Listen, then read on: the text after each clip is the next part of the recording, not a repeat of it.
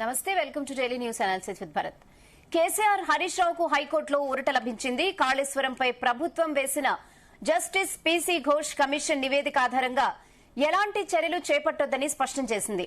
అంతేకాదు, justice PC Ghosh commission ఎలాంటి నిబంధనలు పాటించలేదని అభిప్రాయపడింది. ఈ తీర్పు రేవంత్ సర్కార్ కు చెంపపెట్టు అని మాజీ మంత్రి హరీష్ రావు అన్నారు. రాష్ట్ర ప్రభుత్వ చర్యల వల్లే తీర్పు కేసీఆర్ కు అనుకూలంగా వచ్చిందని బీజేపీ మండిపడింది. ఇక ఇదే అంశంపై ఇవాల్టి డిఎన్ఏలో అనాలిసిస్ చేద్దాం. Good evening. సో హైకోర్టు ఇవాళ ఒక సంచలన తీర్పు ఇచ్చిందని చెప్పొచ్చు. చాలా interesting judgement high court. PC Ghosh commission ఏదైతే ఉందో, అంటే పినాకీ చంద్ర ఘోష్ సుప్రీంకోర్టు మాజీ న్యాయమూర్తి నేతృత్వంలో కమిటీ ఏదైతే వేశారో ఆ కమిటీ చట్టబద్దమే అని చెప్పింది. అంటే కమిటీ వేయడం కమిషన్ ఆఫ్ ఎంక్వైరీస్ యాక్ట్ కింద వేశారు. ఇది కేంద్ర ప్రభుత్వ చట్టం. కమిషన్ ఆఫ్ ఎంక్వైరీస్ యాక్ట్ అంటే ఏదైనా ఘటన మీద, ఏదైనా ఇన్సిడెంట్ మీద కమిషన్ ఆఫ్ ఎంక్వైరీస్ యాక్ట్ కింద కమిటీ వేస్తే అది ఇచ్చే కమిటీ ఆధారంగా చర్యలు కూడా తీసుకోవాల్సి ఉంటుంది. So commission of enquiries act కింద పీసీ ఘోష్, పినాకీ చంద్ర ఘోష్ కమిషన్ వేయడం అన్నది చట్టబద్దమని తీర్పిచ్చింది. ఎట్ ది సేమ్ టైం ఈ పీసీ ఘోష్ కమిషన్ సరైన విధంగా వ్యవహరించలేదు. కమిషన్ ఆఫ్ ఎంక్వైరీస్ యాక్ట్ కింద వేశారు. కమిషన్ ఆఫ్ ఎంక్వైరీస్ యాక్ట్ కింద, ఆ కమిషన్ ఆఫ్ ఎంక్వైరీస్ యాక్ట్ కింద ఏదైతే డ్యూ ప్రొసీజర్ ఫాలో కావాలో ఆ ప్రొసీజర్ను ఫాలో కాలేదు అని హైకోర్టు చెప్పింది. ఈ కమిషన్ ఆఫ్ ఎంక్వైరీస్ యాక్ట్ 1952 ప్రకారం అసలు ఏం జరిగిందంటే, కాళేశ్వరం ప్రాజెక్టులో ఏదైతే ఈ మేడిగడ్డ కూలిందో దానికి కొద్ది మందిని బాధ్యులుగా కమిషన్ తేల్చింది. దానిలో ముఖ్యంగా కేసీఆర్, హరీష్ రావు, తర్వాత అప్పటి చీఫ్ సెక్రటరీ లేకపోతే ఇరిగేషన్ సెక్రటరీగా పనిచేసిన ఎస్కే జోషి, తర్వాత ముఖ్యమంత్రి కార్యాలయంలో అప్పుడు ఇరిగేషన్ వ్యవహారాల్ని చూసిన స్మితా సబర్వాల్, వీళ్ళందరూ కూడా వీళ్ళ మీద తగు చర్యలు తీసుకోవాలని చెప్పింది. ఇప్పటి చీఫ్ సెక్రటరీ ప్లస్ అప్పుడు ఆర్థిక శాఖ కార్యదర్శిగా ఉన్న రామకృష్ణారావు మీద కూడా, ఆయనకు సంబంధించి కూడా కొన్ని ఫైండింగ్స్ కమిటీ చేసింది. సో ఇవాళ హైకోర్టు ఇచ్చిన జడ్జిమెంట్లో ఒక 2-3 అంశాలని ప్రధానంగా ప్రస్తావించారు. అదేంటంటే pre judicial to the petitioner. అదేంటంటే ఎవరైతే పిటిషన్ వేశారో, 4 పిటిషన్ హైకోర్టుకు వెళ్ళారు. ఒకళ్ళు కేసీఆర్, రెండవది హరీష్ రావు, థర్డ్ ఎస్కే జోషి, అప్పుడు ఇరిగేషన్ సెక్రటరీగా ఉన్నారు, ఆ తర్వాత చీఫ్ సెక్రటరీగా ఉన్నారు స్మితా సబర్వాల్. వీళ్ళు పీసీ ఘోష్ కమిషన్ ఆధారంగా మా 4 మీద, అంటే ఎవరికి వాళ్ళు ఇండివిజువల్గా వెళ్ళారు, మా మీద ఎటువంటి చర్యలు తీసుకోకూడదు, ఎందుకంటే కమిషన్ మాకు అవకాశం ఇవ్వలేదు. కమిషన్ చేసిన తప్పు ఒకటి. కేసీఆర్ ఏం చెప్పారంటే, అందరికంటే లాస్ట్గా ఈ విచారణలో క్వశ్చన్ చేసింది ఎవరిని? కేసీఆర్. ఏం చేశారు? ముందు అందరినీ క్వశ్చన్ చేశారు. ఇరిగేషన్ శాఖ అధికారుల్ని, స్మితా సబర్వాల్ను, ఎస్కే జోషిని, ఆర్థిక శాఖ కార్యదర్శి రామకృష్ణారావును, హరీష్ రావును, ఇంకా చాలా మంది ఎవరు సాక్ష్యం ఇచ్చారో వాళ్ళందరినీ క్వశ్చన్ చేశారు. క్వశ్చన్ చేసి ఆ క్వశ్చన్లో ఏర్పడ్డ ఫైండింగ్స్ ఆధారంగా కేసీఆర్ను చివరిగా క్వశ్చన్ చేశారు. సో కేసీఆర్ను చివరిగా క్వశ్చన్ చేసి ఆ తర్వాత రిపోర్ట్ తయారు చేశారు. కానీ కేసీఆర్ ఏమంటారు? వీళ్ళందరూ మీ మీద అలిగేషన్ చేశారు, మీరు జవాబు ఇవ్వండి అని నాకు సమయం ఇవ్వలేదు. వీళ్ళందరూ నీ మీద ఇట్లా అలిగేషన్ చేశారు, నేను కారణం అని చెప్పారు అని నాకు సమయం ఇవ్వాలి కదా, నన్నే చివరిగా క్వశ్చన్ చేశారు. ఇక నన్ను క్వశ్చన్ చేసిన తర్వాత నేను క్రాస్ ఎగ్జామిన్ చేసేందుకు వాళ్ళకి అవకాశం ఇవ్వలేదు. అంటే నా మీద వ్యతిరేకంగా సాక్ష్యం చెప్పిన వాళ్ళని క్రాస్ ఎగ్జామిన్ చేయాలి. క్రాస్ ఎగ్జామిన్ అన్నది క్రిమినల్ ట్రయల్స్లో చాలా ఇంపార్టెంట్.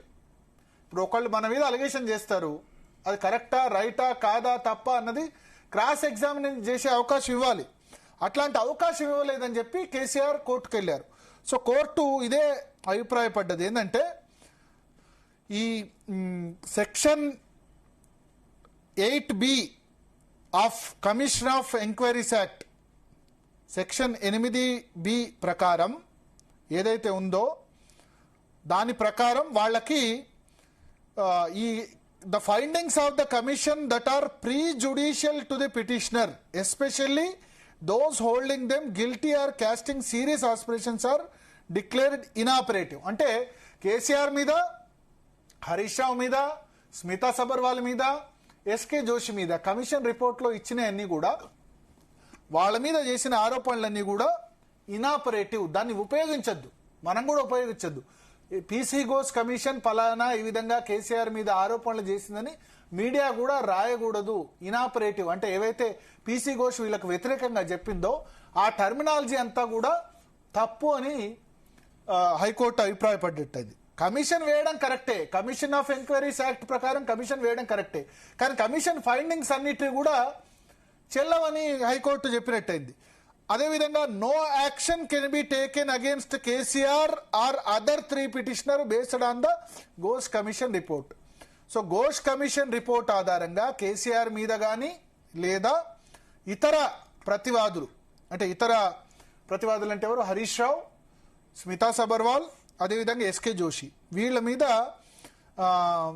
ఎటువంటి చర్యలు తీసుకోకూడదు అని చెప్పింది. ఇంకొకటి, ఈ కోర్టు ఏం చెప్పిందంటే, కోర్టు ప్రీ-జుడిషియల్గా చెప్పింది. అంటే జుడిషియల్ ఒకటి saying they are guilty of corruption, వీళ్ళు అవినీతి చేశారని చెప్పడం కరెక్ట్ కాదు. Holding them responsible for financial loss to the government, అంటే ప్రభుత్వానికి జరిగిన ఆర్థిక నష్టంలో వీళ్ళు రెస్పాన్సిబుల్ అని చెప్పడానికి లేదని చెప్పింది. Making serious allegations against their conduct or integrity, అంటే వాళ్ళ కండక్ట్, వాళ్ళ క్యారెక్టర్ గురించి లేదా వాళ్ళ ప్రవర్తన గురించి సీరియస్ అలిగేషన్ చేయడం అన్నది కరెక్ట్ కాదని చెప్పింది. So when the judge said findings prejudicial to the petitioners are declared inoperative, అంటే ఈ ఏదైతే వీళ్ళ మీద ఫైండింగ్స్ చేసి చెప్పిందో అది ఇనాపరేటివ్, అంటే ఏదైతే పీసీ ఘోష్ కమిషన్ వీళ్ళ మీద చేసిన ఆరోపణలు చెల్లవు అని చెప్పింది. చెప్తూ it simply means all observations in the report that harm or defame these 4 persons, అంటే కోర్టు ఏం చెప్పిందంటే పీసీ ఘోష్ కమిషన్ ఏదైతే ఈ నలుగురి గురించి, కేసీఆర్ గురించి, హరీష్ రావు గురించి, స్మితా సబర్వాల్ గురించి, తర్వాత ఎస్కే జోషి గురించి ఏవైతే ఫైండింగ్ చేసిందో వాళ్ళ రిప్యుటేషన్ హార్మ్ చేసే విధంగా ఆర్ డిఫేమ్ చేసే విధంగా లీగల్లీ ఏదైతే కామెంట్ చేసిందో అవన్నీ లీగల్లీ ఇన్వాలిడ్ అయిపోయాయి and cannot be used against them, వాళ్ళకు వ్యతిరేకంగా దీన్ని యూజ్ చేయడానికి లేదు. అంటే ఇప్పుడు ఈ రిపోర్ట్ అంతా కూడా ఏమైపోయిందంటే, ఇంతకాలం ఏదైతే రిపోర్టు రాష్ట్ర ప్రభుత్వం ఏదైతే ఉందో రిపోర్టు తీసుకుందో అదంతా వేస్ట్ ఎక్సర్సైజ్ లాగా అయిపోయింది. ఇప్పుడు దీని మీద ఇదే ఫైనలా అంటే చెప్పలేం. రాష్ట్ర ప్రభుత్వం లేకపోతే పీసీ ఘోష్ సుప్రీంకోర్టుకు వెళ్ళొచ్చు, సుప్రీంకోర్టులో వేరే విధంగా జడ్జిమెంట్ రావచ్చు. బట్ ఇప్పుడు హైకోర్టు చెప్పిన జడ్జిమెంట్ ప్రకారం అయితే పీసీ ఘోష్ కమిషన్ సరైన విధంగా వ్యవహరించలేదు, కమిషన్ ఆఫ్ ఎంక్వైరీస్ యాక్ట్ను ఫాలో కాలేదు, చట్ట ప్రకారం ముందుకెళ్లలేదు, అది కమిషన్ ఆఫ్ ఎంక్వైరీస్ యాక్ట్లో సెక్షన్ 8(b)ని ఉల్లంఘించింది అని హైకోర్టు చెప్పింది. కమిషన్ చట్టబద్ధమే, కానీ commission findings waste. Commission findings వాళ్ళకు వ్యతిరేకంగా యాక్షన్ తీసుకోవడానికి వినియోగించొద్దండి. స్మితా సబర్వాల్ మీద కేసీఆర్, హరీష్ రావు అంటే పవర్లో లేరు, కానీ స్మితా సబర్వాల్ మీద లేకపోతే ఎస్కే జోషి మీద శాఖాపరమైన చర్యలు తీసుకోవడానికి అవకాశం లేదండి. సరే, ఎస్కే జోషి కూడా రిటైర్ అయ్యారు, స్మితా సబర్వాల్ సర్వీస్లో ఉన్నారు, కానీ ఆమె మీద శాఖాపరమైన చర్య కూడా తీసుకోవడానికి వీల్లేదన్నట్టయింది. సో ఇప్పుడు లేదు, కాళేశ్వరం ప్రాజెక్టు మీద అస్సలు చర్య తీసుకోవడానికి వీల్లేదా అంటే ఈ రిపోర్ట్ ఆధారంగా చర్య తీసుకోరాదు. విజిలెన్స్ రిపోర్ట్ ఆధారంగా లేదా కాగ్ నివేదిక ఆధారంగా లేకపోతే ఇంకో దాని ఆధారంగా చర్య తీసుకునే అవకాశం ఉంది. మాట్లాడదాం. మనతో పాటు అడ్వకేట్ శరత్ గారు జాయిన్ అవుతున్నారు, అదేవిధంగా వి ప్రకాష్ గారు కూడా జాయిన్ అవుతున్నారు. ముందుగా శరత్ గారు, సో ఏమని చెప్తారు? మనం ఈ వాదన విచారణ పీసీ ఘోష్ కమిషన్ జరుగుతున్నప్పుడు కూడా చాలా మీరు, నేను, వి ప్రకాష్ గారు చాలా విస్తృతంగా చర్చించాం. బట్ ఇంత ఎక్సర్సైజ్ ఒక 1.5 year పాటు చేసిన ఎక్సర్సైజ్ అంతా కూడా ఇప్పుడు వేస్ట్ అయిపోయినట్టు కదా సార్? మీరు గతంలో నేను మీ ఛానల్లో మాట్లాడిన దానికి మీరు పునరావృతం చేసి చూసుకుంటే, నేను ఈ విషయం మీకు ఎప్పుడో చెప్పిన, దాదాపు ఒక 5-6 నెలల క్రితమే మన చర్చలో ఇది PC Ghosh has not followed the commission of enquiries act in true spirit. 8B is violated. తర్వాత అతని మరి ఎందుకైనా సుప్రీంకోర్టు జస్టిస్ గా పనిచేసి 8B ని ఎందుకు ఫాలో కాలేదు? సుప్రీంకోర్టు న్యాయమూర్తిగా పనిచేసి కమిషన్ ఆఫ్ ఎంక్వైరీస్ యాక్ట్ ను ఫాలో అయి ఉంటే ఓన్లీ టెక్నికాలిటీ కదా, వేరే కారణం కాకుండా వాళ్ళకు జవాబు చెప్పుకోవడానికి అవకాశం ఇవ్వలేదన్న కారణంగానే కొట్టేసింది కదా. అంటే ఒకటి ఇట్లా కూడా అయి ఉండొచ్చు, కమిషన్ ని ముఖ్యమంత్రి పదే పదే ఇన్ఫ్లుయెన్స్ చేసే ఉండవచ్చు, తొందర పెట్టుండొచ్చు, లేకపోతే ఒక పర్టికులర్ ఆబ్జెక్ట్ వైపే మీరు రిపోర్ట్ ఇవ్వు అని ప్రెషర్ పెట్టుండొచ్చు. మొత్తానికి ఎన్ని జరిగినాయి, తెర వెనుక జరిగే విషయాలు సుప్రీంకోర్టు జడ్జిని ఎట్లా ఇన్ఫ్లుయెన్స్ చేస్తారా, చేయబడతారా? రిటైర్డ్ జడ్జి అండి అతను. హీఈస్ నాట్ ఎ మీరే నాతో అన్నారు సుప్రీంకోర్టు ఎవరు మేనేజ్ చేయలేరు పిసి ఘోష్ ను, చాలా ఆయన ఎగ్జాక్ట్లీ. అందుకే ఆయన ఎక్కడ కూడా డైరెక్ట్ గా కరప్షన్ జరిగింది అనే యాంగిల్లో మాట్లాడలేదు. ఏమన్నాడు, the entire PC Ghosh commission report only says that there are certain procedural irregularities. The Honorable Chief Minister would have had wide consultation. He would have paid heed to certain advices that have been given to him. అట్లాంటి విషయాలు చెప్పినాడు తప్ప కేసీఆర్ అవినీతికి పాల్పడ్డాడో లేదా కేసీఆర్ లంచాలు తీసుకున్నాడో అనేటువంటి మాటలు మాట్లాడలేదు. Even that is also a slur on the image of former chief minister. First point, be that as it may, KCR corruption చేసినాడని అనుకుందాం. అయినా సరే under the Commission of Enquiries Act, he should have been put on notice when so many people have been examined and so many people have expressed their views against all these persons.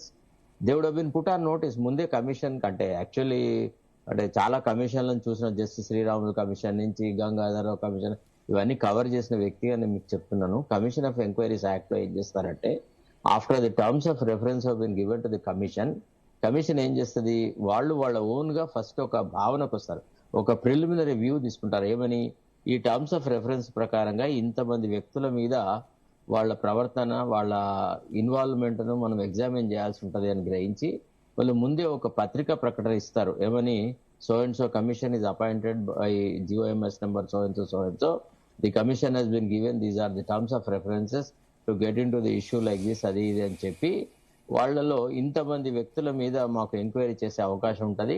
We may summon them or they may also voluntarily appear before the commission to protect their own interest. The commission would certainly get into all that అని ఇస్తుంది. తర్వాత individual గా కూడా వాళ్ళకు notice ఇస్తుంది. అప్పుడు ఏం చేస్తారు, కమిషన్ ఎంక్వైరీ స్టార్ట్ అయిన మొదట్లోనే వాళ్ళు వాళ్ళ అడ్వకేట్లను పెట్టుకొని రోజు కమిషన్ లో ఏం జరుగుతుందో చూసి ఎప్పుడైతే వాళ్ళకు వ్యతిరేకంగా వస్తుందో అప్పుడు they should file an application or they should make an oral request. ఏమని, ఇగో మాకు వ్యతిరేకంగా ఫలానా అధికారి చెప్పినాడు, అసలు యాక్చువల్లీ ఆయన చెప్పినట్టే మేము విన్నాము, ఆయనే మా చీఫ్ ఇంజనీరు, ఆయనే మా మీద ఇప్పుడు నెట్టేసేసి పక్కకి వెళ్ళిపోతున్నాడు, ఇది తప్పు అని చెప్పి మాకు ఆయన క్రాస్ ఎగ్జామిన్ చేసే అవకాశం ఇవ్వాలని అడుగుతారు. అట్లా అతను మొదట నేను ఏం చేయదలుచుకున్నాను అనే స్టాపులు ఏది పెట్టలే, పళ్ళరంలో ఇవి ఉంటదని చెప్తే కదా ఎదుటి వ్యక్తికి కమిషన్ ముందు అపియర్ అయ్యి తమ వాదన వినిపించుకునే అవకాశం. సో కాబట్టి అక్కడ హీ బంగిల్డ్. అది ఆ విషయం మీకు మొదలే చెప్పాను. మనం we are not talking about the integrity of justice PC Ghosh, we are only talking about the procedural irregularities. ఇప్పుడు మీరు పెద్ద పెద్ద స్థానాల్లో ఉన్న వ్యక్తులు కొన్ని నిర్ణయాలు తీసుకుంటారు, అది క్యాబినెట్ డెసిషన్ అనుకుందాం, లేదా క్యాబినెట్ అంతా అప్రూవ్ చేసింది అనుకుందాం. ఈ తెలుగుదేశం కల్చర్ నుంచి వచ్చిన వాళ్ళందరూ, ఎవరు చంద్రబాబు నాయుడు అయినా, కేసీఆర్ అయినా, లేకపోతే రేవంత్ రెడ్డి అయినా, వీళ్ళకి ఓన్లీ క్యాబినెట్ అనేది నామినల్. ఒట్టిగా వీళ్ళు అన్ని నిర్ణయాలు తీసుకుంటారు, ఆ తర్వాత క్యాబినెట్ లో మినిస్టర్లు అందరూ అప్రూవల్ వేస్తారు. అంతే తప్ప ఇక్కడ డిస్కషన్, డిబేట్, వాడు చెప్తే వినడం, వీడు చెప్తే వినడం, ఇదంతా ఏది ఉండదు. Because I have seen all these things. మీకు వాస్తవం చెప్తున్నాను, వీళ్ళ మాటే శిరోధార్యం క్యాబినెట్ లో. కాబట్టి ఇప్పుడు క్యాబినెట్ కాళేశ్వరం కమిషన్ తీసుకున్న చాలా నిర్ణయాలలో కేసీఆర్ ఏకపక్షంగానే తీసుకున్నాడు. కానీ అక్కడ చెప్పేవాడు ఎవడు? అదే ఇంకోటి ఏంటంటే, మనకు చంద్రబాబు నాయుడు కేసులో ఆల్రెడీ హైకోర్టు చెప్పింది, these are all collective responsibility even if it is taken by the chief minister himself as a chief minister having endorsed such a decisions, all the ministers are collectively responsible. You cannot accuse one person nor you can proceed against one individual అని కూడా చెప్పినారు అనమాట. So commission ఆ తప్పులు చేసింది కాబట్టే high court very rightly said all these remarks which have been made against these individuals, ఎవరు కేసీఆర్, హరీష్ రావు, ఎస్కే జోషి, స్మితా సబర్వాల్ తర్వాత ఇంకా ఇతరుల మీద సుప్రీంకోర్టుకి చేసిన వెళ్తే ఏమన్నా రిలీఫ్ వచ్చే అవకాశం ఉందా ప్రభుత్వానికి? ఎక్కడ కూడా సార్ ఇంత పెద్ద టెక్నికల్ ఆధారంగా క్లీన్ చిట్ అంటారా, ఓవరాల్ గా క్లీన్ చిట్ అంటారా? సార్ ఇప్పుడు మీరు ఎట్లా చచ్చిపోయినాడు సార్. మీరు కేసీఆర్ మీద లేదా హరీష్ రావు మీద పీసీ ఘోష్ కమిషన్ ఫైండింగ్స్ వేటి కూడా యూజ్ చేయకూడదు అంతే కదా? ఇప్పుడు వాటి ఎఫెక్ట్ లేదు అని యూజ్ చేయడం అంటే ఏం చేస్తారు? ఇప్పుడు సిబిఐకి అప్పగించినాడు ఆల్రెడీ ఎవరు రేవంత్ రెడ్డి, ఏదో పెద్ద గొప్ప స్మార్ట్ యాక్ట్ అన్నట్టుగా. అక్కడ కూడా బుద్ధి లేని పనే చేసినాడు కదా. ఇప్పుడు ఇంత కాలము కమిషన్ పెట్టి కమిషన్ యొక్క ఉద్దేశం ఏందండి? ఓన్లీ ఫ్యాక్ట్ ఫైండింగ్, అంటే ఏం తప్పిదాలు జరిగినాయి, ఎవరు ఏ తప్పులు చేసినారు, ఏం జరిగింది అనే విషయాలు నిజ నిర్ధారణ చేసి ఒక రిపోర్ట్ ఇస్తే ఆ రిపోర్ట్ బేసిస్ మీద ఒక ఎఫ్ఐఆర్ ఫైల్ అయ్యి వీళ్ళ మీద ఎవరెవరి మీద ప్రివెన్షన్ ఆఫ్ కరప్షన్ యాక్ట్ కింద ప్రొసీడ్ అవ్వాలా, అయితే ఇంకా other provisions of the act కింద ప్రొసీడ్ కావాలనేది ఇదే విధంగా తేల్చేవారు. ఇప్పుడు ఆ బేసిసే చచ్చిపోయింది కదా. ఇప్పుడు ఏమని పెడతారు? ఇప్పుడు సిబిఐ కూడా it has become very an uphill task, impossible for them to proceed further. ఎందుకంటే the very basis is gone. Commission has touched every issue of the Kaleshwaram scandal. ఇప్పుడు ఏముంది, ఏం మిగిలింది? ఇక ఇది అంతా అసలు యాక్చువల్లీ ఆ రోజే బుద్ధి లేకుండా వ్యవహరించినారు తప్ప. ఇంకోటి ఏంటంటే సార్, మీరు విషయం గ్రహిస్తే నిజ నిర్ధారణ జరిగిన విధానం కానీ లేకపోతే ఎంక్వైరీ కమిషన్స్ పెట్టడం కానీ ఇది అక్కస్తో చేసిన పనులు తప్ప వాస్తవం ఏంది అని తెలంగాణ ప్రజలకు తెలియజేయడానికి ముఖ్యమంత్రి చేయలేదు. ప్రతి చోట కాళేశ్వరం విషయంలో రాజకీయాలే చేస్తూ వచ్చినాడు ప్రతి సందర్భంలో. ఇప్పుడు అతనికి ఏం కావాలా? కాళేశ్వరం కూళేశ్వరం అనేటువంటి ప్రచారం చేస్తూ ఇంకో 5 ఏళ్లు కాలక్షేపం చేయాలన్న ఆలోచన పోయినాడు తప్ప మరి ప్రజాధనం ఇంత వృధా అయింది, దీని మీద యాక్షన్ తీసుకోవాలంటే కరప్షన్ ఉంది, various financial institutions are involved, various other things are there. అందుకే నేను సిబిఐకి ఇచ్చిన అన్నాడు. ఈ తెలివిగలతనం మొదటే చేస్తుంటే అయిపోయింది కదా. It is beyond our comprehension. Several organisations have lent money, on what basis they have lent money and how they have been done. అసలు యాక్చువల్లీ ఇంజనీరింగ్ విధానంలో ఏమైనా లోపాలనయ్యా, నాణ్యతలో లోపాలనయ్యా, అవినీతి జరిగిందా, మొత్తం ఇదమిద్దంగా అంత సిబిఐకి అప్పుడే అప్పగించుంటే ఏం పోయేది? అప్పుడు ఒక రకంగా అంటే ఇదంతా ఏంటంటే ఒక ఐవాష్ వ్యవహారం జరిగింది. తర్వాత ముఖ్యమంత్రికి బుద్ధి లేదు, ఆయన ఏ విషయాన్ని ఆలోచించి చేయడు అని చెప్పడానికి ఇది ఒక గొప్ప నిదర్శనం అండి. మొత్తం గంగలో పోసినట్టు అయింది కదా. ఇప్పుడు ఎంత డబ్బు కమిషన్ కదా డ్యూ ప్రొసీజర్ ఫాలో కావాల్సింది. ఈ కమిషన్ ఎందుకు పెట్టినాడు? ఫస్ట్ ఆఫ్ ఆల్ కమిషన్ యొక్క అవసరం ఏమి ఏర్పడేది? ఇప్పుడు బిఫోర్ గవర్నమెంట్ కరెక్టే అని చెప్పింది కదా హైకోర్టు. కాదండి చట్టబద్ధమే ఉంది కదా సార్. ఇప్పుడు మీరు ఒకసారి ఆలోచించండి, మాటలు మారిస్తే లాభం లేదండి. ముఖ్యమంత్రి కాకముందు ప్రతిపక్షంలో ఉన్నప్పుడు సిబిఐకి అప్పగించాలా అని చెప్పి మాట్లాడింది ఆయన కదా. మీరు నేను అడగలేదు కదా కాళేశ్వరం ప్రాజెక్ట్ మీద సిబిఐ ఎంక్వైరీ జరగాలని. అందరూ అడిగినారు, ప్రతిపక్షాలు అడిగినాయి. అదొక ఏటీఎం లాగా పనిచేసింది అన్నారు. Everybody viewed it as a very big scandal. మరి స్కాండల్ ను అన్ఎర్త్ చేయడానికి రిటైర్డ్ జడ్జి ఏం చేస్తాడండి? అవినీతి జరిగితే అవినీతిని బయటకు తీసుకురావడానికి క్రిమినల్ చర్యలు ఉంటాయి. ఈ ఫ్యాక్ట్ ఫైండింగ్ ఎందుకు?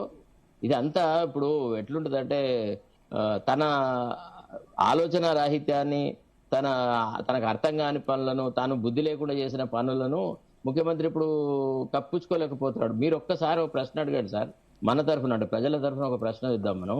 ఇప్పుడు ఈ కాళేశ్వరం కమిషన్ మీద ఎంత ఖర్చు అయింది? ఎవరు డబ్బులు పెట్టుకున్నారు? ఆయనకి ఇక్కడ ఒక పెద్ద ఆఫీసు, కథ, కార్ఖానా. ఆయన వచ్చినప్పుడల్లా ఆయనకు క్యాబినెట్ మంత్రి లాంటి ఇది, ఆయన ప్రాజెక్టులు తిరిగినాడు, అన్ని ప్రదేశాలు తిరిగినాడు. ఇదంతా వృధా ఎక్స్పెండిచరే కదా. మరి ఆయన కూడా సుప్రీంకోర్టు జడ్జి అయ్యి ఉండి ఇంత మినిమం పరిజ్ఞానం ఎట్లా లేకుండా పోయింది అని అది కూడా అర్థం కాలేదు. ఇప్పుడు మాకు వీళ్ళెవరికి తెలిసినా తెలియకుండా justice PC Ghosh was our chief justice in Telangana high court. I have appeared before him in several matters. అతని ఇంటిగ్రిటీ మీద మనం ఎప్పుడు డౌట్ ఎక్స్ప్రెస్ చేయలేదు. కాకపోతే నేను మీకు మొదటే చెప్పినాను, ఏమైనా ఆయన చాలా తొందరపాటు మనిషి, అసలు వినడండి, ఆయనకు ఓపిక తక్కువ అండి అని చెప్పినా. మీరు కావాలంటే పాత వీడియోలు మీరు తీసి చూసుకోండి, మీ జీటీవీలోనే చెప్పిన. నేను అనేది ఏంటంటే ఇప్పుడు ప్రజలను వంచినట్టే కదా.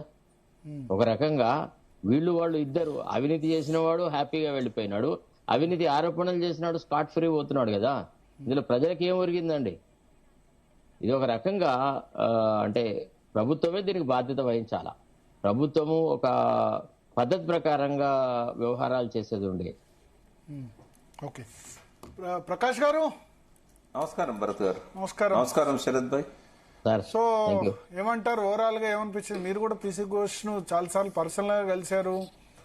ఏమంటారు, ఆయన రిపోర్ట్ రాకముందు ఆయన రిపోర్ట్ డెఫినెట్ గా నేను ఏమంటారు ఏకీభవిస్తాను, ఆయన చెప్పేదాంతో ఆయన ఎవరు మేనేజ్ చేయలేరు అట్లా కూడా అన్నారు. బట్ రిపోర్ట్ వచ్చిన తర్వాత ఎందుకు ఇట్లా రిపోర్ట్ ఇచ్చాడో అన్నారు. బట్ ఇప్పుడు ఫైనల్ గా హైకోర్టు నుంచి రిస్పెక్ట్ దొరికింది. బట్ ఇది టెక్నికల్ లీగల్ కారణాలే తప్ప ఓవరాల్ గా అని చెప్పొచ్చా? ఓవరాల్ గా వీళ్ళకి రెస్పెక్ట్ దొరికిందని చెప్పొచ్చా? ప్లస్ మళ్ళీ సుప్రీంకోర్టుకి వెళ్తే యాక్చువల్ గా శరత్ గారు ఎట్లా చెప్పారు, దాదాపు వారితోనే కావచ్చు లేదా వీడికి కావచ్చు, నేను కూడా అవే విషయాలు చెప్పుకుంటూ వచ్చిన. ఇది నిలబడదు, లీగల్ గా నిలబడదు, ఇలా చాలా హద్దులు దాటాడు ఆయనే. మేము ఎక్స్పెక్ట్ చేసిన దానికి చాలా భిన్నంగా ఆ రిపోర్ట్ వచ్చింది. అలా లీగల్ బ్లండర్స్ ఉన్నాయి, ప్రొసీజరల్ ల్యాప్సెస్ ఉన్నాయి, అండ్ సమ్హో ఈ has not return the report అని కూడా మీ ఛానల్లో నేను చెప్పాను. అయితే ఆయన సంతకం పెట్టాడు, బట్ సంతకం పెట్టే ముందన్న చదువుకొని ఉంటే కొంత సరి చేసేవాడేమో. బట్ ఆ ఓపిక కూడా ఆ తీరిక కూడా ఆయనకు లేకుండా పోయింది. మార్నింగ్ ఫ్లైట్ లో కలకత్తా నుంచి వచ్చేవాడు, ఓ 2-3 రోజులు ఇక్కడికి అక్కడికి తిరిగేవాడు. ఏదో కొంత ట్రాన్స్పరెంట్ కనబడుతున్నా అని చెప్పడానికి మీడియాను డైరెక్ట్ కూర్చోబెట్టుకునేవాడు. ఎలక్ట్రానిక్ మీడియా లేకుండా ప్రింట్ మీడియాను డైరెక్ట్ కూర్చోబెట్టుకునేవాడు ఎవరిని విచారించినా కూడా. ఒక్క కేసీఆర్ గారే నేను మీడియా ముందు మాట్లాడనని చెప్పాడు కాబట్టి తప్పే ఉంది. మీడియా ముందు హీరింగ్ జరిగితే మంచిదే కదా, ట్రాన్స్పరెంటే కదా. నేను అనేది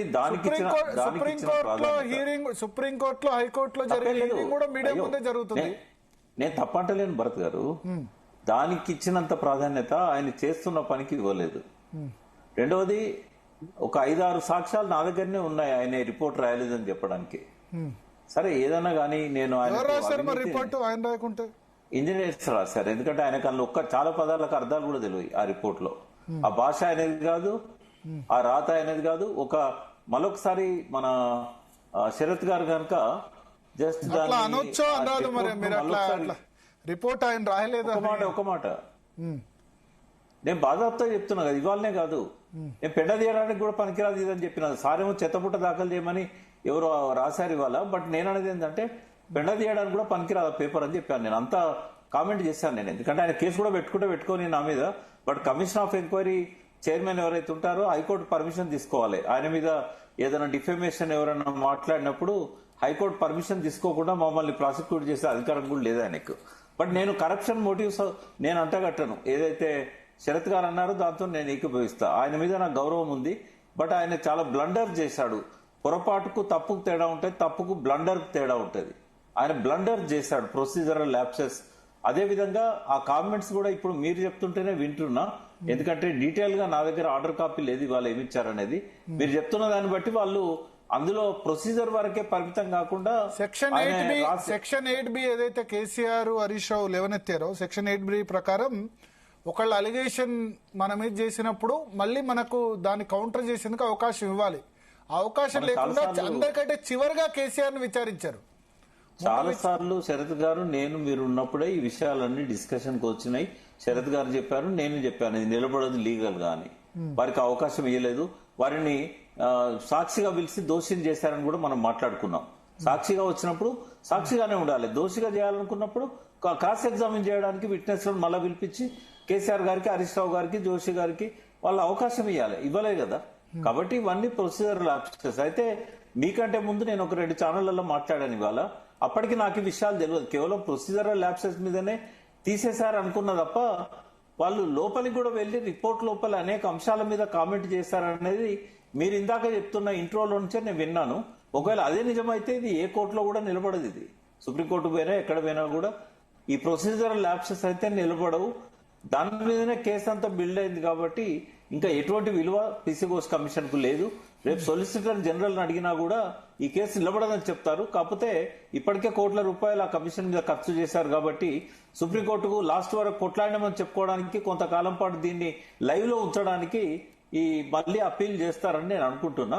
కానీ అంతిమంగా మాత్రం ఇది మీరు అన్నట్టు ఊరట కాదు, కేసీఆర్ కు ఒక గొప్ప విజయం. 26వ వార్షికోత్సవాన్ని జరుపుకోబోతున్న ఆ పార్టీకి ఒక గొప్ప విజయం అని చెప్తాను నేను, ఊరట కాదు. నేను ఉత్తమ్ కుమార్ రెడ్డి చిట్ చాట్ కొద్దిసేపటి క్రితం అయింది. జలసౌధలో ఉత్తమ్ కుమార్ రెడ్డి సెక్రటేరియట్ లో చిట్ చాట్ చేశారు, అది చదివి వినిపిస్తాను. కాళేశ్వరంపై హైకోర్టు తీర్పు కాళేశ్వరం ప్రాజెక్టులో జరిగిన అవకతవకలకి అందుకు బాధ్యులైన వారికి క్లీన్ చిట్ హైకోర్టు ఇవ్వలేదు. జస్టిస్ పిసి ఘోష్ కమిషన్ ఏర్పాటు విషయాన్ని కూడా high court తప్పుబట్టలేదు.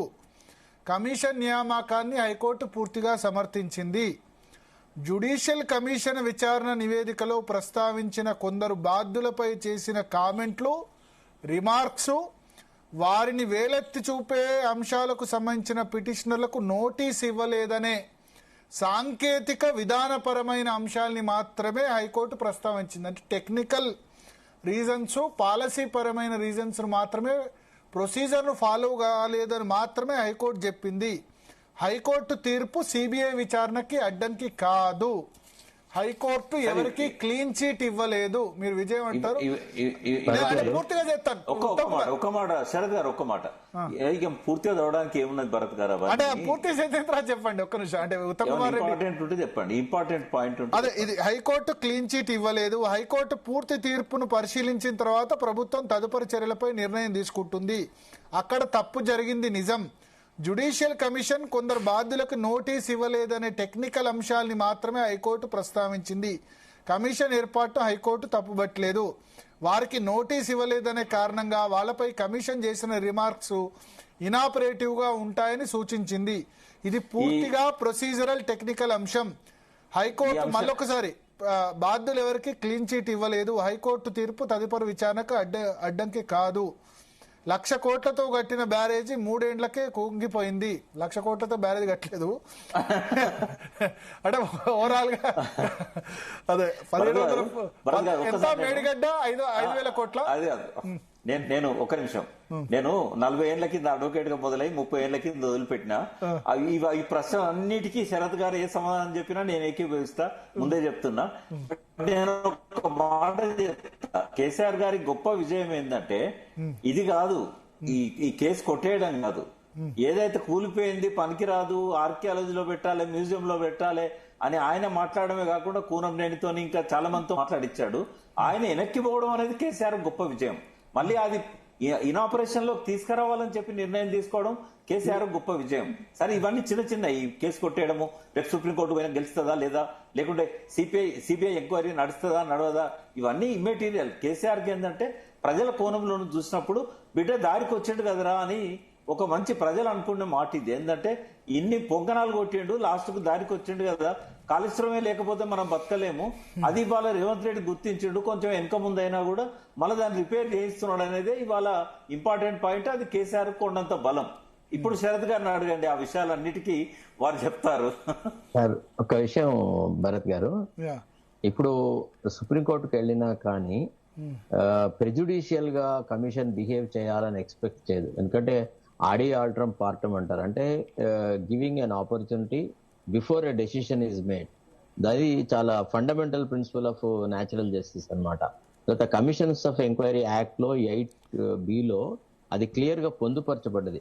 They persons who are likely to be prejudicially affected must be put on notice అనేది చాలా క్లియర్ గా స్టాచ్యుటరీలీ అది అక్కడ ఎస్టాబ్లిష్ అయింది. అంటే ఎట్లుంటుందంటే లా చదివే వాళ్ళు చాలా మంది అకాడమిక్ గా చదువుతారు, బేసిక్ గా ప్రాక్టీస్ చేస్తేనేమో మనకు కొంత ఎక్స్పోజర్ చాలా డిఫరెంట్ గా ఉంటుంది. ఎందుకంటే నేను యాజ్ ఎ జర్నలిస్ట్ గా I covered various commissions, Gangadharrao commission, Sriramulu commission, వీడు ఏవో వచ్చాడని కవర్ చేసినానికి అక్కడ ఒక ఆస్థాన విద్వాంసుడే ఉండేవాడు, జస్టిస్ గంగాధర్రావు అని. ఎన్టీ రామారావుకి దేని మీద కోపం వచ్చినా గంగాధర్రావుకు పోస్ట్ ఇచ్చేవాడు, ఒక కమిషన్ అని పెట్టేవాడు. తర్వాత ఐ పాండురంగారావు అని ఒక ఆయన ఉండేవాడు. అంటే వీళ్ళందరినీ చూసిన తర్వాత, అంటే వాళ్ళ వ్యవహారాలు తర్వాత ట్రయల్ కోర్టులో ప్రాక్టీస్ చేసిన వ్యక్తి హైకోర్టు జడ్జి అయితే ఒక తీరుగా ఉంటది. ఈ పుస్తకాలు చదివి కంప్యూటర్లలో చూసి జ్ఞానం సంపాదించి జడ్జి అయితే ఉండేటువంటి అప్రోచ్ ఒక రకం ఉంటుంది. అంటే ఫండమెంటల్స్ లో they will be locking. General గా సుప్రీంకోర్టు జడ్జిలు అంటే ట్రయల్ కోర్టు నుంచి సుప్రీంకోర్టు దాకా ఎవరికి రాదు కదా, హైకోర్టు జడ్జి డైరెక్ట్ గా అపాయింట్ లేదండి. ఇప్పుడు once upon a time it use to be a procedure, కంపల్సరీగా you should practise before the trial court. అట్లా లేకుండా హైకోర్టుకు వచ్చేవాళ్ళు కాదు. ఎందుకంటే సుప్రీంకోర్టులో మేజర్ గా న్యాయమూర్తులు హైకోర్టులో డైరెక్ట్ గా ఎలక్ట్ అయిన వాళ్ళే, హైకోర్టులో నుంచి ప్రాక్టీస్ ఉన్న వాళ్ళే ఉన్నారు తప్ప ట్రయల్ కోర్టు నుంచి సుప్రీంకోర్టు దాకా ప్రమోషన్ లో వచ్చిన వాళ్ళు చాలా ఉన్నారా? చాలా తక్కువ మంది ఉన్నారు. తర్వాత ఇంతకుముందు జస్టిస్ అహ్మదీ అనే అతను డైరెక్ట్ డిస్ట్రిక్ట్ కోర్టు నుంచి చీఫ్ జస్టిస్ ఆఫ్ ఇండియా కూడా అయినారు. అంటే చాలా మంది జడ్జిలు ఉంటారు, అట్లా ఉండరని ఏం లేదు. కాకపోతే మనము అంటే దానికి కూడా సరే ఇక అదంతా ఒక పెద్ద జ్యుడిషియల్ పాలిటిక్స్ అనుకోండి. ఎవడెక్కడికి రావాలనేది ముందే డిసైడ్ చేసుకొని ఎవరు చీఫ్ జస్టిస్ కావాలనేది ఆలోచించి ఆ ప్రకారంగా ముందే ఎలివేషన్లు ఇచ్చి అవంతా జరుగుతుంది. For example justice NV Ramana and justice DY Chandrachud more or less same టైంలోనే వచ్చినారు. కానీ చంద్రచూడ్ను తర్వాత ప్రమోట్ చేసి ఎన్వి రమణకు ముందు అవకాశం ఇచ్చినారు. ఆయన చీఫ్ జస్టిస్ అని, ఆ తర్వాత ఈయనైనాడు. ఇవన్నీ జ్యుడిషియల్ పాలిటిక్స్. అయితే విషయం ఏంటంటే యాక్చువల్లీ ఫండమెంటల్ గా ఈ కాళేశ్వరం కమిషన్ కు సంబంధించిన వారిలో తప్పిదం ఎక్కడ జరిగిందంటే they are likely to be prejudicially affected అనే సంగతి కమిషన్ ఎందుకు నిర్ధారించలేకపోయింది అనేది ఒక $1 million question. Being retired supreme court judge he ought to have realised. ఎందుకంటే చాలా మంది విట్నెస్ గా అపియర్ అయిన వాళ్ళు they were talking ill about KCR, Harish Rao and others. అప్పుడు వాళ్ళకి సంబంధించిన విషయాల్లో వాళ్ళకి నోటీసులు ఇచ్చి I'm in the process of examination of so and so persons and some of them have already confessed against you in that scenario. I wish to give you an opportunity to cross examine them అని ఆయన ఇయ్యాల. ఇది trial కోర్టులో practice చేసిన advocate కి అయితే ఈ విషయాలు తెలుస్తాయి.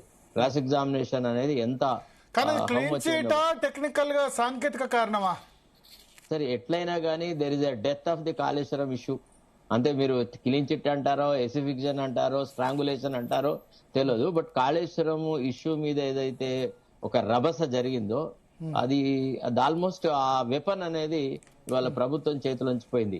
సరే ఉత్తమ్ కుమార్ రెడ్డి మాట్లాడినట్టుగా మీరు చెప్పిన విషయాలు చూస్తే చిన్న పోరడు, చాలా అమాయకుడు, అజ్ఞాని మాట్లాడిన మాటలే తప్ప ఇతరత్రం కావు. మీరు ఇంత జైగాంటిక్ ఎక్సర్సైజ్ చేసి ఇంత పెద్ద బహుళ ప్రచారం కలిగించి అయిపోయింది కేసీఆర్ రేపే జైలుకు పోతున్నాడు, ఎల్లుండే ఊచలు లెక్క పెడతాడు, బొచ్చల్లో తింటాడని ప్రచారాలు చేసి లాస్ట్ కి మీరు మొదట్లోనే ఇళ్లలోనే ఫెయిల్ అయినారు అని అంటే is it not a sad commentary on the performance of the government?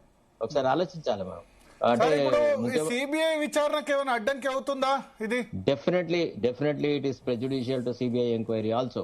ఎందుకంటే ఇప్పుడు ఏ ఉత్తమ్ కుమార్ రెడ్డి ఇక్కడ ఒక మాట ఉత్తమ్ కుమార్ రెడ్డి ఏమన్నారంటే సిబిఐ విచారణకు ఇది ఏ మాత్రం అడ్డం కాదు, September 1st మేము విచారణకు ఆదేశించాం, not on the basis of PC Ghosh commission. PC Ghosh commission ఆధారంగా విచారణ చేయలేదు, చేసినట్టు విచారణకు సిబిఐ విచారణకు ఆదేశించలేదు అని చెప్తున్నారు వాళ్ళు. అంటే ఇప్పుడు సిబిఐ గనక వాళ్ళ మాన్యువల్ నాట్ ఓన్లీ సిబిఐ, కాగు, తర్వాత vigilance commission report, NDSA report ఇవన్నీ కూడా ప్రభుత్వాన్ని తప్పుబట్టే ఒక్క పీసీ ఘోష్ కమిషనే కాదు అని కాంగ్రెస్ గవర్నమెంట్ అంటుంది. ఇప్పుడు ఒక్క విషయం భరత్ గారు, ఇప్పుడు ఎట్లుంటది అంటే సిబిఐ మాన్యువల్ లో ప్రిలిమినరీ ఎంక్వైరీ అని ఒకటి చేస్తారు. ప్రిలిమినరీ ఎంక్వైరీ చేసి వాళ్ళు ఒక ఫస్ట్ బర్డ్స్ ఐ వ్యూకి వస్తారు. ఏం జరిగింది, ఏంటిది, ఎట్లా, ఏ రకంగా ప్రొసీడ్ కావాలి, ఏం చేయాలని. ఆ ప్రిలిమినరీ ఎంక్వైరీ చేయాలన్నా ఈ Kaleshwaram commission report is certainly a reliable piece of evidence. అది చదవాల్సి ఉంటుంది, దాంట్లో చూడాల్సి ఉంటుంది. వాళ్ళు ఏ కోణంలో పరిశీలిస్తే, ఏమేం పరిశీలిస్తే దీన్ని హైకోర్టు కొట్టేసింది కాబట్టి ఆ తప్పులు మేము చేయొద్దు అని అన్నా ఈ కమిషన్ రిపోర్ట్ను చదవాల్సింది ఉంటుంది. తర్వాత కమిషన్ డీల్ చేసిన అంశాలనే వాళ్ళు డూప్లికేట్ చేయాలి కదా. ఇంకా కొత్త అంశం ఎక్కడి నుంచి పుట్టుకొస్తుంది చెప్పండి మీరు? డెఫినెట్లీ సిబిఐ ఎంక్వైరీ అనేది దీనితో ప్రభావితం అవుతుంది. ఎందుకంటే కాదు అని అంటే ఇక మరి ఆయన అజ్ఞానానికే అది నిదర్శనం. అయితే రెండోది, ఇప్పుడు మేము ఎన్డీఎస్ఏ రిపోర్ట్ బేసిస్ మీదనే సిబిఐకి అప్పగించినామంటే మరి why did they undertake the exercise of CBI enquiry? ఆ విషయాలు చెప్పాలి కదా.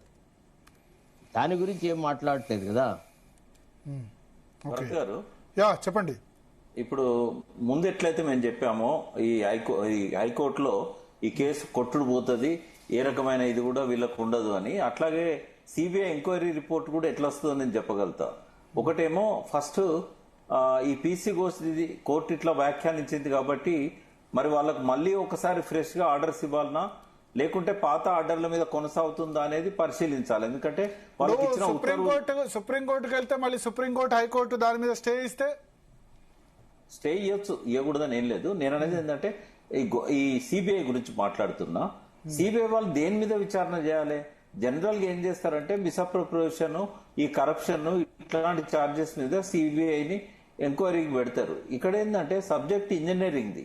సరే వాళ్ళు ఇంజనీరింగ్ నిపుణులను తీసుకొచ్చి ఎంక్వైరీ చేసినా కూడా పీసీ ఘోష్ కానీ, విజిలెన్స్ కమిటీ కానీ, ఎన్డీఎస్ఏ కానీ కరప్షన్ చార్జెస్ ఎక్కడ కూడా ఎవరి మీద చెప్పలేదండి. వాళ్ళు టీసీ ఘోష్ హార్డ్లీ ఒక్క కామెంట్ ఏం చేశారంటే సర్వే కోసం ఏదైతే 6 కోట్ల రూపాయలు ఎంతో పే చేశారో అది రికవరీ చేయమన్నాడు. అంటే చిన్న అమౌంట్ అది ఎందుకు రికవరీ చేయమన్నాడు అంటే వాళ్ళు చెప్పిన దగ్గర ఈయన కట్టలేదు సుందిల్లా అన్నారము, కాబట్టి ఆ డబ్బు వేస్ట్ చేశాడు సీఎం అని చెప్పి కామెంట్ చేశాడు. అది ఒక్కటి తప్ప వేరే ఎక్కడ కూడా రికవరీ గురించి ఆయన మాట్లాడలే. ఎక్సెస్ అమౌంట్ పే చేస్తుంటారని చెప్పి ఒక అనుమానం వ్యక్తం చేశాడు. దాని మీద ఎంక్వైరీ జరుగుతుంది, కానీ అది ఎక్సెస్ కాదు, ఇంప్లిమెంట్ చేశారు. సర్వే కూడా రిపోర్ట్ ఇచ్చారు. ఇవన్నీ ఇచ్చిన తర్వాత ప్రభుత్వం అది ఫాలో అవుతుందా కాదా అనేది ప్రభుత్వానికి సంబంధించిన అంశం. వాళ్ళు రిపోర్ట్ ఇచ్చినాక మళ్ళీ రికవరీ ఎట్లా చేస్తాడు అంటే ఏమీ అనలేదు అనే మాట వస్తుందనే ఉద్దేశంతో పనికి మాలిన 2 విషయాల మీద ఆయన రికవరీ అని లేకుంటే ఆ కామెంట్ చేశాడు.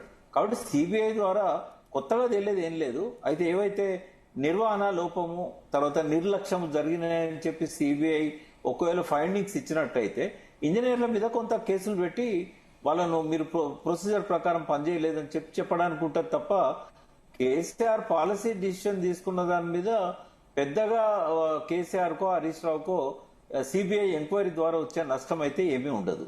ఇది చాలా అడ్వాన్స్ గా నేను చెప్తున్నా. మీరు సిబిఐ రిపోర్ట్ వచ్చినాక మళ్ళీ ఒకసారి టాలీ చేయండి. భరత్ గారు ఇంకో విషయము, ఇప్పుడు ఈ పీసీ ఘోష్ కమిషన్ కి సంబంధించిన వ్యవహారాల్లో మీరు ఏమన్నారు, ఘోష్ కనుక సుప్రీంకోర్టుకి వెళ్తాడా అని. వెళ్ళడానికి వీలేదు. Ghosh cannot go to supreme government మాత్రమే పోగలదు. ఎందుకంటే once the commission of enquiry has completed it's job and submitted a report, the commission becomes functions officio. తర్వాత కొన్ని ఛానళ్లలో కమిషన్ తప్పు చేసింది, కమిషన్ డ్యూ ప్రొసీజర్ ఫాలో కాలేదు అని అన్నప్పుడు కమిషన్ కు దానికి రెస్పాన్స్ ఇవ్వాల్సిన బాధ్యత ఉండదా? నో, ఆయనకేం పర్సనల్ లయబిలిటీ లేదు. ఆయనకేం పర్సనల్ లయబిలిటీ లేదు, అట్లాంటిది ఏమి ఉండదు. It is only fact finding mission, అంతకంటే ఎక్కువ ఏం లేదు. తర్వాత రెండోది ఏంటంటే కొంతమంది కాంగ్రెస్ వాళ్ళు అంటే వాళ్ళ ఫేస్ సేవింగ్ మెజర్ గా కొన్ని ఛానళ్లలో ఏం చెప్తున్నారంటే మళ్ళీ కేసీఆర్ కు హరీష్ రావుకు నోటీసులు ఇచ్చి మళ్ళీ ఎంక్వైరీ జరపచ్చు అది ఇది అని. అదంతా ఉత్త బోగస్, అట్లాంటిది ఏమి ఉండదు. The commission has accomplished its job. It has been given a particular job. Commission పునరుద్ధరించరాదా, చేయరాదా? లేదు లేదు లేదు లేదు లేదు అసలు అట్లా చేస్తే ఇంకా ఎక్కువ ప్రెజుడిషియల్ గా ఉంటది అనమాట. అంటే ఈసారి ఖచ్చితంగా ఫిక్స్ చేయడానికే మళ్ళా కమిషన్ ని మళ్ళీ పునరుద్ధరించినారు, మళ్ళీ ఇంకో కమిషన్ వేసినారు అనేటువంటి రాజకీయంగా ఒక అపప్రదను మోయాల్సి వస్తుంది ముఖ్యమంత్రికి. అది అట్లా సాధ్యం కాదు. రెండోది ఏంటంటే ఎన్డీఎస్ఏ గానీ లేకపోతే ఇతరులు గానీ they are not competent to make any corruption charges against anybody. There all technical bodies, they have to look into what are the engineering feasibilities, non feasibilities, ఎక్కడ పొరపాట్లు జరిగింది, ఆ టెక్నికల్ మిస్టేక్స్ మాత్రమే point out చేయాలి. Their job is not to find out whether the chief minister is indulged in corruption or irrigation minister, irrigation secretary, అట్లా కాదు. కాకపోతే వాళ్ళు ఒకటి ఆలోచించవచ్చు, ఏమని అంటే ఎన్డీఎస్ఏ వాళ్ళు కనుక ఒకవేళ థరోగా టెక్నికల్ ఆస్పెక్ట్స్ కనుక చేస్తే మీకు ఈ లోపాలు ఎర్లీ స్టేజెస్ లో బయట వచ్చినప్పుడు why did you not take care of it, why did you push them under the carpet అని చెప్పి maybe these people are hand in glove with the builders or the engineering particular construction company అని మాట వాళ్ళు మాట్లాడే అవకాశం మాత్రం ఉంటుందండి. Okay, so ఇప్పుడు ఇది హైకోర్టు ఫైండింగ్స్, బట్ సుప్రీంకోర్టు వేరే విధంగా కూడా ఆలోచించవచ్చు కదా. ఇక్కడ ఏముంది ఆలోచించడానికి? High court has very thoroughly examine, they have not been given notice. ఇప్పుడు కొత్తగా నోటీస్ ఇచ్చినట్టు ఏమైనా చెప్తారు? అసలు advocate general has accepted the commission has not given notice, these are all the things అని. తర్వాత ఇంకోటి ఏంటంటే ఇక్కడ ఆర్గ్యూ చేసిన అంటే ఎట్లా చేయాల్సి ఉంటే మీరు చెప్పండి, మీరు కమిషన్ ఏం చేసిన తప్పులేంది అంటే ఒక విషయం మనం we should be on record. అక్కడ దామా శేషాద్రి అనే ఒక అడ్వకేట్ మాత్రమే ఈ సెక్షన్ 8(2) వైలేషన్స్ గురించి చక్కగా ఆర్గ్యూ చేస్తున్నాడండి. మిగతా వాళ్ళందరూ ఏదో అట్లా అడ్వకేట్, మిగతా వాళ్ళ ఆర్గ్యుమెంట్ లో ఏం పసలేదు, మేము అప్పుడే చెప్పినాము. తర్వాత రెండోది ఏంటంటే కమిషన్ ఏం చేస్తే బాగుండేది అని అంటే ఫస్టే కమిషన్ ఆఫ్ ఎంక్వైరీస్ యాక్ట్ కింద ఎవరినైతే అపాయింట్ చేస్తారో ఆయన ఫస్ట్ చేయాల్సిన పని పబ్లిక్ నోటీస్ ఇవ్వడం. ఏమని, so and so commission has been appointed by the government for conduct of inquiry into so and so mission. The terms of the reference of this particular commission are these. So the commission is likely to conduct inquiry against so many individuals. Those who think that their position, they want to protect their own interests, they may appear before the commission and put across their point of view అని చెప్పి ఒక opportunity ఇచ్చుంటే, తర్వాత ఎప్పుడైతే కొంతమంది ఆఫీసర్లు వచ్చి కేసీఆర్ కు వ్యతిరేకంగా, హరీష్ రావుకు వ్యతిరేకంగా మాట్లాడిన తర్వాత ఇమీడియట్ గా వాళ్ళకి నోటీసులు ఇచ్చేది. ఏమని, ఇట్లా those people have deposed against you, if you want we will give you an opportunity to cross examine అని. అట్లా చేయలేకపోయినాడు. అక్కడ ప్రొసీజరల్. శరత్ గారు ఒక చిన్న సవరణ, పీసీ ఘోష్ కమిషన్ నోటీస్ ఇచ్చిందండి, పత్రికలలో కూడా ప్రచురించింది. మీరు ఎవరైనా కూడా అది అడ్వర్టైజ్మెంట్ లాగా వచ్చింది, not in the shape of. మీరు if you go into justice Sriramulu commission, I Pandurangarao commission, మిగతా వాళ్ళ దానికి కనుక పోతే, అంటే I'm telling you it by experience, I use to appear. ఎట్లా చేయాల్సి ఉండే అంటే it should have been like a show cause notice. వాళ్ళకి ఇప్పుడు ఓపెన్ గా పబ్లిక్ ఏం చెప్పారంటే, నేను కూడా చూసిన తర్వాతనే నేను పిటిషన్ ఇచ్చాను, అయితే ఎవరికైనా ఏదైనా చెప్పాలనుకుంటే ఫలానా తేదీ లోపల బూర్గుల రామకృష్ణారావు భవన్ ఫలానా ఫ్లోర్ లో మా ఆఫీస్ ఉంటది, అక్కడ సబ్మిట్ చేయండి అని మాత్రం ఇచ్చారు. అది చూసి నేను ఇచ్చాను. అట్లా కాదు, సాలిసిటింగ్ information is different and putting the person who is likely to be affected, అతనికి నోటీస్ ఇవ్వడం వేరు. ఇందులో రెండు రకాలున్నాయి. అంటే ఎట్లా అంటే పెళ్లి పత్రికను ఇచ్చేసినట్టుగా ఉంటదంట, పబ్లిష్ చేసినట్టుగా. అట్టా కాకుండా మీకు సంబంధించిన వ్యవహారాల మీద ఈ terms of reference may affect you, so you may project yourself, you may put across your point of view, you may preserve your own interest by engaging a counsel or appearing before the commission yourself అని ఇవ్వాలా. ఇప్పుడు మల్లెల Babji commission అక్కడ ఇక్కడ జరిగినాయి కదా, అట్లా ఎక్కడైనా అట్లా ఇస్తారనమాట. ఇప్పుడు ఉపేందర్ అని ఆయన వచ్చి విజయవాడ అడ్వకేట్ వచ్చి ఎంత ఎగ్జామిన్ చేసినాడు అందులో. లిబరాన్ కమిషన్ ముందు కూడా మీరు ఆర్గ్యూ చేశారా? లేదు చేయలేదు, కానీ but I know justice Liberhan is one of the good judges that we have ever come across. But అంటే జనరల్ గా జుడిషియస్ అప్రోచ్ అనేది ఇది ఇన్బోర్న్ క్వాలిటీ అండి. లా చదువుకున్నంత మాత్రంలోనే అందరూ పరిపక్వం చెందుతారని కాదు. ఇది కింది కోర్టు ప్రాక్టీస్ చేయాలి. ఒకటి పాజిటివ్ ఫ్రేమ్ ఆఫ్ మైండ్ ఉండాలి. ఎవరికి నేను అన్యాయం చెయ్యను, అందరి పట్ల సమభావనతో ఉంటాను అన్న ఉదార స్వభావం ఉన్న వాళ్ళే అంత ఫేర్ గా ఉండగలరు అనమాట. ఆ భావన ఉండాల. కమిషన్ కి ఆ భావన ఉంటే బాగుండేది. ఎందుకంటే వాళ్ళకి నోటీస్ ఇవ్వకుండా వాళ్ళ మీద కామెంట్ చేయడం అంటే వాళ్ళ రాజకీయ జీవితాలను నోటీస్ ఇచ్చారు కేసీఆర్, కానీ వాళ్ళు ఇచ్చిన దానికి జవాబు చెప్పుకునేందుకు అవకాశం ఇవ్వలేదు. అంతే కదా? అంతే కదా, ఏం రాయలేదు, అందులో ఏం రాయలేదు కదా ఫలానా వాళ్ళు మీ మీద ఈ ఆరోపణ చేశారు. ఇంకొక విషయం చెప్పాలి, ఒక నిమిషం. ఆయన ఏమనున్నదంటే నోటీస్ లో జస్ట్ ఒక పేరాలో మీరు ఫలానా తేదీ నాడు వచ్చి హాజరు కావాలన్నది తప్ప నాకైతే రిటర్న్ నోటీస్ కూడా ఇవ్వలేదు. ఓవరాల్ గా ఫోన్ లో చెప్పారు మీరు వచ్చి అటెండ్ కండి అని. చాలా మందికి ఫోన్లలో చెప్పాడు ఆయన. మురళీధర్ రావు గారని ఆయనకు అసిస్ట్ చేయడానికి ఒక జిల్లా జడ్జి క్యాడర్ అనుకుంటా బహుశా, ఆయన ఫోన్ చేసి చెప్పేవాడు, సార్ మిమ్మల్ని రమ్మంటున్నారు విచారణ కోసం అని. కేసీఆర్ గారికి, హరీష్ రావు గారికి ఒకటే ఒక్క పేరాలో ఫలానా తేదీన మీరు హాజరు కావాలని రాశారు తప్ప నేను నోటీస్ చదివాను, మీ మీద ఈ ఆరోపణలు ఉన్నాయి, దీనికి మీరు విచారించాలి, దీని మీద క్రాస్ ఎగ్జామిన్ చేయడానికి మీరు ఒకవేళ మీకు ఇంట్రెస్ట్ ఉంటే లాయర్తో హాజరు కండి అని కూడా ఎక్కడ లేదు అసలు. అట్లా కాదు, ఆ నోటీస్ తో పాటుగా వాళ్ళకు వ్యతిరేకంగా ఎవరైతే డిపోజిషన్ చేశారో ఆ కాపీలు కూడా వాళ్ళకి పంపాలి. For example some officers have deposed against the chief minister. వాళ్ళు ఏమన్నారు, మాదేం లేదు అంత సీఎంఏ చేసినాడు అనే రకంగా మాట్లాడారు కదా. ఆ డిపోజిషన్ కాపీస్ కూడా కేసీఆర్ కు పంపించి ఆయనని what you want to say అంటే, నాకున్న ఇన్ఫర్మేషన్ ఏంటి అంటే justice PC Ghosh had felt that chief minister KCR is somewhat a different person, ఇతన్ని అనవసరంగా ఎంబరాస్ చేసే పని చెయ్యొద్దు అనే భావన కూడా ఆయనకు వచ్చినట్టుగా ఆ రిపోర్ట్ ను బట్టి చదివితే మనకు అట్లా కనపడుతుంది. దెర్ వాజ్ నో అంటే intention, actually he never entertained.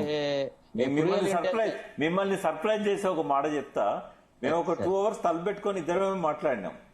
అలా ఆయన చెప్పిన మాట ఏంటంటే, మీ ముఖ్యమంత్రి చాలా గొప్పవాడండి, కాకపోతే బాగా డబ్బులు తిన్నట్టున్నాడు, ఇలా ఆయన అద్భుతమైన పని చేశాడు, నేను షాక్ అయినా కాళేశ్వరం చూసి వచ్చి అని ఆయన స్వయంగా కామెంట్ చేశాడు. ఆఫ్ ది రికార్డ్, ఇది చెప్పకూడదు కానీ డబ్బులు తిన్నట్టుగా ఆరోపణలు బాగా వస్తున్నాయి, డబ్బులు తింటే తినొచ్చు కానీ చాలా గొప్ప పని చేశాడండి అన్నాడు ఆయన. ఇవాళ రేపు తినడం లేవరండి అని కూడా అన్నాడు ఆయన. దొరకాయండి అవి అన్నాడు, పట్టుకోలేమండి అని కూడా అన్నాడు. అవి ఎట్లా పట్టుకుంటాం మనం అని కూడా అన్నాడు. ఓకే. అంటే ఒకటి భరత్ గారు ఒక విషయం మాత్రం ఉందండి ఇందులో. ఇప్పుడు ఇప్పుడు ఈ కమిషన్ రిపోర్ట్ వచ్చిన తర్వాత కేసీఆర్ అంటే ఒక హిమాలయ పర్వతంలాగా, రేవంత్ రెడ్డి అంటే పొలిటికల్ లిల్లీపుట్ అనే ఒక ఫీలింగ్ అయితే వస్తుందండి. దీని ఇమీడియట్ పర్యవసానం రేపు రాజకీయ వర్గాలలో రేవంత్ రెడ్డి వెంట ఉండే వాళ్లకు ఈయన మీద అపనమ్మకం పుడుతుంది. కేసీఆర్ వెంట ఉన్నా లేకున్నా కొద్దిగా దూరం నటిస్తున్న వాళ్ళు కూడా ఇప్పుడు కేసీఆర్ చుట్టూ ర్యాలీ. ఇది టైమింగ్ కూడా శరత్ గారు ఎటువంటి టైమింగ్ అంటే, నేను 36 లక్షల మంది ఏమో కేసీఆర్ ది చూశారు టీవీలలో, ఈయనదేమో 4 lakhs కూడా లేదు రేవంత్ రెడ్డి గారిది. ఈ రెండింటి రేవంత్ రెడ్డి ఇప్పుడు రోజు నేనేమంటా అంటే రేవంత్ రెడ్డి రోజు 2 రోజులకోసారి మాట్లాడుతున్నాడు. కేసీఆర్ 6 నెలలకోసారి వచ్చినప్పుడు ఆబ్వియస్లీ ఉంటది వ్యూవర్షిప్. ఓ ఏడాది తర్వాత రేవంత్ రెడ్డి మాట్లాడమనండి, అప్పుడు ఉంటుందో చూద్దాం. అది కాదు కానీ ఇక్కడ ఏంటంటే ఇంకోటి కూడా మనం ఇప్పుడు రేవంత్ రెడ్డి స్వయంగా కాళేశ్వరం కట్టాలని నిర్ణయం తీసుకున్న టైంలో ఇది రావడం వల్ల అది కొంచెం ఫెయిల్యూర్ కిందకే వస్తుంది రేవంత్ రెడ్డికి. తను పనికిరాదన్న దాన్ని మళ్ళా ముట్టుకున్నాడు. ఈ కాళేశ్వరం మీద వేసిన కమిషన్ కొట్టేశారు. ఇవన్నీ కూడా కొంచెం ఊరటే కాకుండా ఒక విజయంలాగా కూడా చూడొచ్చు. ఒక ఫ్యూల్ ఇచ్చినట్టు టీఆర్ఎస్ కు 26వ వార్షికోత్సవం సందర్భంగా ఒక కొత్త ఉత్తేజాన్ని ఇచ్చినట్టుగా మనకు కనబడుతుంది.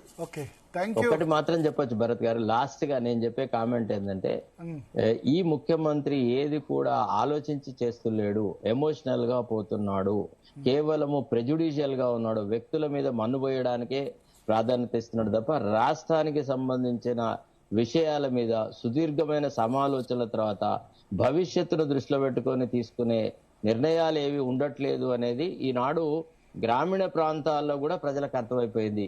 ఇతను కేవలం అక్కస్తో పనిచేస్తున్నాడు అనే భావన చాలా చాలా ప్రస్ఫుటంగా వస్తున్నట. It will affect the public morale and the public image of the government. ఇప్పుడు మీరు ఈ ఎంక్వైరీ రిపోర్ట్ వచ్చిన తర్వాత రేవంత్ రెడ్డిని ఆ రిపోర్ట్ పక్కకు నిలబెట్టి ఫోటో తీస్తే ఎట్లా కనబడుతుందండి? Okay, so thank you right sir. Bharat garu ఒక్క మాట చెప్పండి. మన ముగ్గురం మాట్లాడే డిబేట్ కు జుగల్ బందీ అని పేరు పెట్టండి. కమిషన్ విచారణ జరుగుతున్నప్పుడు కూడా మనం చర్చించాం, చాలా సార్లు చర్చించాం. కమిషన్ విచారణ చాలా సార్లు మనం ముగ్గురం మాట్లాడుతున్నాం. కొన్నిసార్లు మాత్రమే నేను విభేదిస్తా, ఎక్కువ సార్లు ఎందుకంటే లీగల్ ఆస్పెక్ట్ చాలా ఉంటాయి కాబట్టి శరత్ గారితో నేను దాదాపుగా ఏకీభవిస్తా ఉంటా. అప్పుడప్పుడు కొన్ని కోపాలు కూడా వస్తుంది. ఇవాళ చాలా మంది అడ్వకేట్స్ ఈ రిపోర్ట్ జడ్జిమెంట్ వచ్చిన తర్వాత నన్ను కలిసి కంగ్రాచులేషన్ చెప్పినారు. అన్న నువ్వు చాలా కరెక్ట్ చెప్పినావు, నువ్వేం చెప్పినావు అసలు ఆ జడ్జిమెంట్ కంగ్రాచులేషన్ మీకే చెప్తున్నట్టున్నారు. అంటే మొదటి నుంచి చెప్తున్నాడు కదా, శరత్ గారు చెప్పారు, నేను చెప్పాను, ఇది నిలబడదు. ఇంకోటి 8B కింద వాళ్ళు ప్రొసీజర్ ఫాలో కాలేదని కూడా శరత్ గారు చెప్పారు. ఓకే, నాకు గుర్తుంది, మన ముగ్గురమే ఆ రోజు కూడా మాట్లాడుకున్నాం. థ్యాంక్ యూ వి ప్రకాష్ గారు, శరత్ గారు. సో మొత్తానికి రెహానా ఒక 1.5 year పాటు చేసిన ఎక్సర్సైజ్ అంతా కూడా ఇవాళ వచ్చిన జడ్జిమెంట్ తో 0 అయిపోయింది. ఒకటి అంటే ఇది క్లీన్ చీట్ అని చెప్పలేం, టెక్నికల్ గా సాంకేతికంగా ప్రొసీజర్ ఫాలో కాకుండా కమిషన్ చేసింది. సుప్రీంకోర్టు జడ్జే ప్రొసీజర్ ఫాలో కాలేదని హైకోర్టు అభిప్రాయపడ్డది. ఈ జడ్జిమెంట్ మారొచ్చు, మళ్ళీ సుప్రీంకోర్టుకు వస్తే సుప్రీంకోర్టు స్టే ఇచ్చి మారొచ్చు, కానీ ఆ సెక్షన్ 8B అన్నది ప్రొసీజర్ ఫాలో కాలేదన్నది అర్థమవుతుంది మనకు.